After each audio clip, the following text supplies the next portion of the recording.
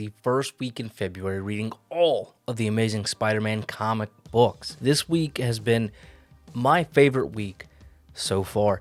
And we'll talk about why in here just a second. But for all of you reading at home, you should be around issue 105. That is 111 issues total. So 31 days in January, 6 days in February. Add them together times 3, 111 minus AF15 and 5 annuals, 105. Now, one thing that's really cool so far that I've really appreciated is the fact that we've gotten a wide mixture of artists, right? So right now we have Gil Kane, and we've had Sal Buscema, John Romita doing some inking and then some guest artists. And now it seems like we have Roy Thomas doing the writing with Gil Kane doing the artwork, and I'm really enjoying it so far. You can tell the writing's changed a little bit, right? It's definitely 70s feeling, late 60s, 70s feeling. It's kind of different. Some of the word usage has definitely changed. But guys, we're right at 10 years into this at this point, right? Or pretty close, because, we're over 100 issues, 12 issues a year, give or take.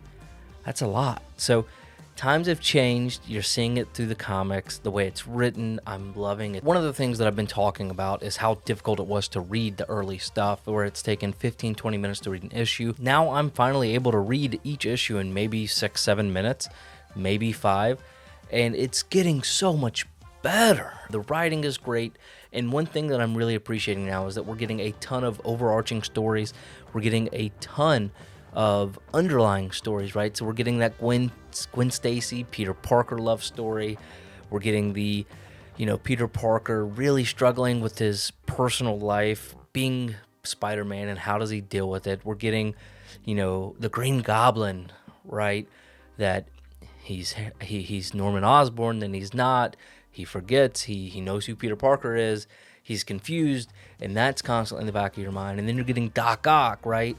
And now we're in that whole scenario. And then, of course, Kingpin and what's going on with Kingpin and where's he going to show back up. And then, of course, you have your individual issues or, like a 3-issue story arc, which is really taking place. And I'm really enjoying the way they're doing it now. And it really feels a lot more like a natural comic book, like what you would read more modern day right now. Because obviously modern day, there's so many great writers doing such an awesome job intertwining new stories, old stories, overarching storylines, bringing back the old stuff. And I really think right now this is like the golden age of the silver age of comics. It's just so good. Such a great read. A couple things I missed last week I wanted to talk about was we got the half-face Peter Parker, half-face Spider-Man back. That was great. They've not given up on the crotch-like Spider-Man. I love that. It's so funny to me. I don't know why I think that's so funny, but I really do think it's hilarious. Another thing I missed is paper bag costume Peter Parker or Spider-Man. Spider-Man's washing his Spider-Man costume, and he decides, you know what? I gotta go. I'm gonna throw on this paper bag, and I'm gonna get. And it's funny to see Peter Parker flying through town with this paper bag on. I thought that was really, really hilarious. It was very sad to see Captain Stacy died because I was enjoying him. And the reveal where Captain Stacy knew all along who Peter Parker was makes me think who else actually knows, and I believe. I would guess the right-hand man at the Daily Bugle knows who he is. I really like that character as well. He's very interesting. We haven't seen much Mary Jane here or there. Not really missing it much because I'm really enjoying what's going on with Gwen. She really is a cool character. I love the fact that she's just like, look, I am me.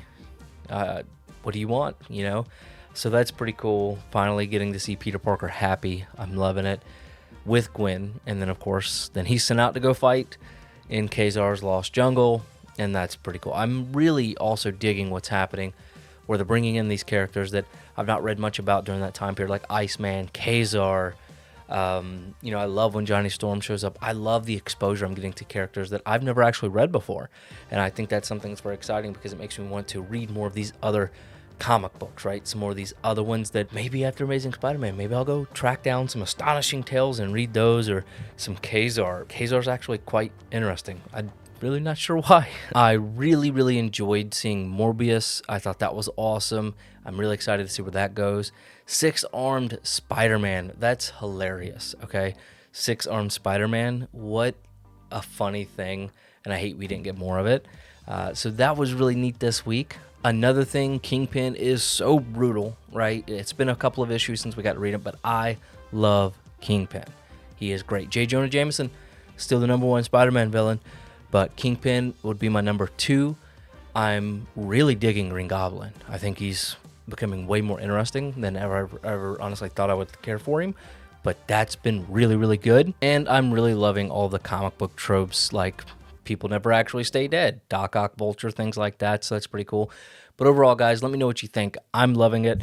I'm loving it so much I had to go up and I'm starting to buy some artwork. This is from Jeremy Bernal. We're giving these away in our monthly bro box. Had to pick up one for myself.